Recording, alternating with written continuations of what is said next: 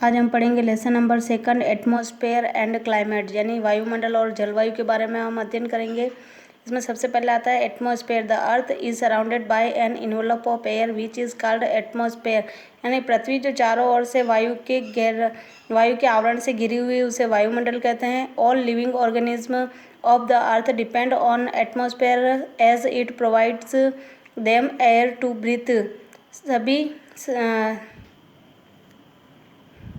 सभी सजीव प्राणी पृथ्वी पर वायुमंडल पर निर्भर रहते हैं क्योंकि वह हमें सांस लेने के लिए हवा उपलब्ध कराती है। The atmosphere protect them from the rays of sun and make the earth habitable. Hence atmosphere maintain right temperature on the earth surface. The atmosphere यानी वायुमंडल हमें सुरक्षित रखता है सूर्य से आने वाली किरणों से और पृथ्वी को हमारे रहने योग्य बनाता है। इसलिए वायुमंडल सही तापमान को पृथ्वी के धरातल पर बनाए रखता है। अब हम पढ़ेंगे कंपोजिशन ऑफ एटमॉस्फेयर, यानी वायुमंडल का संयोजन या संगठन कैसे होता है।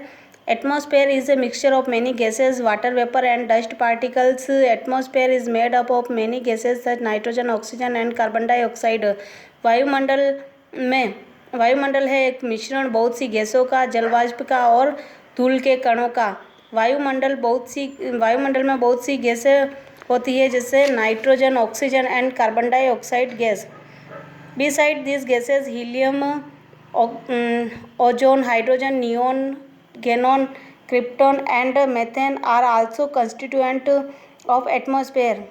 और अलग से दूसरी गैसें जैसे helium, ozone, hydrogen, neon, xenon, krypton, methane आदि गैसें भी वायुमंडल में शामिल होती है। Human being and animals release carbon dioxide which is used by green plant to make their food. Green plant release oxygen, यानी सजीव प्राणी, मानव और जानवर कार्बन डाइऑक्साइड गैस छोड़ते हैं जिसे हरे पौधे अपना भोजन बनाने के लिए उपयोग में लेते हैं, और ग्रीन प्लांट रिलीज ऑक्सीजन, और हरे पौधे ऑक्सीजन गैस छोड़ते हैं। By that balance of gases is maintain by in atmosphere. इस प्रकार से इन गैसों का संतुलन बनाए रहता है वायुमंडल में। The amount of release carbon dioxide is adding up in the atmosphere.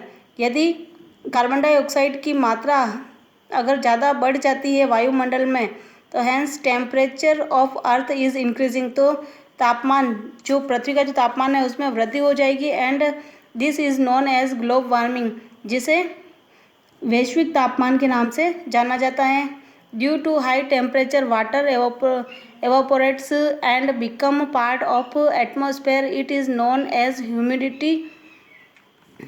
उच्च तापमान के कारण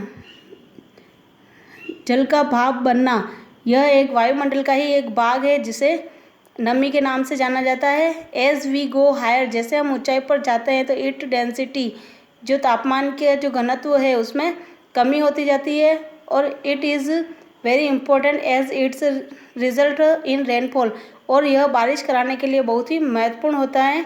dust particles are play a important role in condensation as water vapour change to small droplets of water on these particles only, hence cloud are also formed. Dust particles यानी धूल के जो कण होते हैं वो बहुत ही महत्वपूर्ण भूमिका निभाते हैं संघनन की क्रिया में। पानी जल वाष्प जो होता है उसे छोटी छोटी बूंदों में परिवर्तित करते हैं, और ये जल की बूंदों में परिवर्तित करते हैं ऑन द पार्टिकल्स ओनली, केवल ये डस्ट पार्टिकल ही करते हैं। Hence cloud are also formed, जिससे बादल भी बनते हैं।